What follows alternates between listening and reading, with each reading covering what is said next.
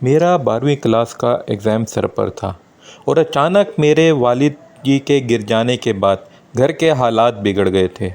आगे की पढ़ाई पूरी करने के लिए और घर चलाने के लिए मुझे देर तक रात तक ऑटो चलाना पड़ता था। इस रात को सभी ऑटो वाले घर चले गए थे। सिर्फ मैं अकेला ही भयानक सन्नाटे में ऑटो स्टैंड पर अगली सवारी आने का इंतज़ार कर रहा था। दूसरे दिन दोपहर से एग्ज़ाम शुरू होने वाले थे, इसलिए मेरे लिए वक्त भी पैसे की तरह ही कीमती था। इसलिए मैं ऑटो में आगे की सीट पर बैठकर नोट पढ़ने में लगा। तभी अचानक मुझे एक नशीली महक ने अपनी तरफ आकर्षित कर लिया।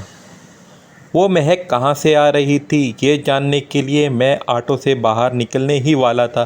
तभी मुझे पीछे से एक आवाज़ आई, बदलापुर गांव चलिए प्लीज़। अचानक से आने वाली इस आवाज़ से मैं चूक गया और पीछे मुड़कर देखा तो ऑटो में एक सुंदर सी सजी धजी लड़की बैठी थी।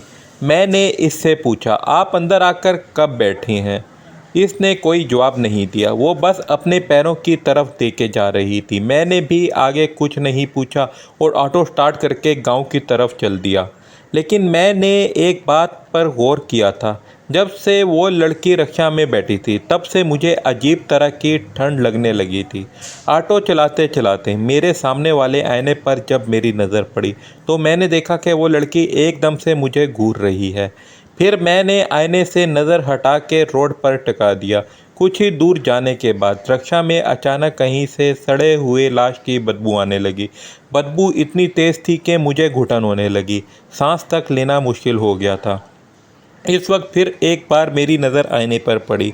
इसमें देखने से जो मैंने नज़ारा देखा तो मेरी रूह तक कांप गई, क्योंकि आईने में जो लड़की मुझे दिख रही थी वो एक दुल्हन के जोड़े में थी और इसका चेहरा आधा जला हुआ था, जिसमें से मांस के लोथड़े लटक रहे थे।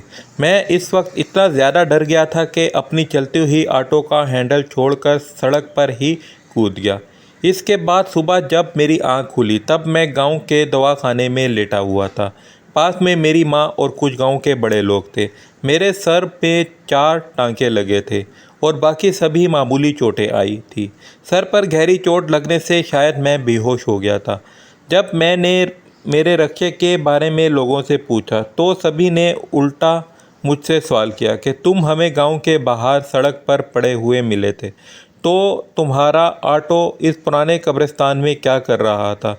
ये खबर सुनने के बाद मैं दंग रह गया। इस सवाल का जवाब तो मेरे पास भी नहीं था, लेकिन इस खौफनाक चुड़ैल के बारे में मैंने सब लोगों को बता दिया।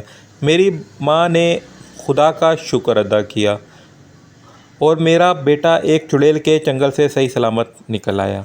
जाते जाते गांव के लोग बोले कि तुम्हारी किस्मत अच्छी है, इसलिए ज़िंदा बच गए। वो एक कुंवारी है, मरी हुई और भयानक चुड़ैल है, जो तुम्हारे जैसे कुंवारे लड़कों का शिकार करके अपनी प्यास बुझाती है।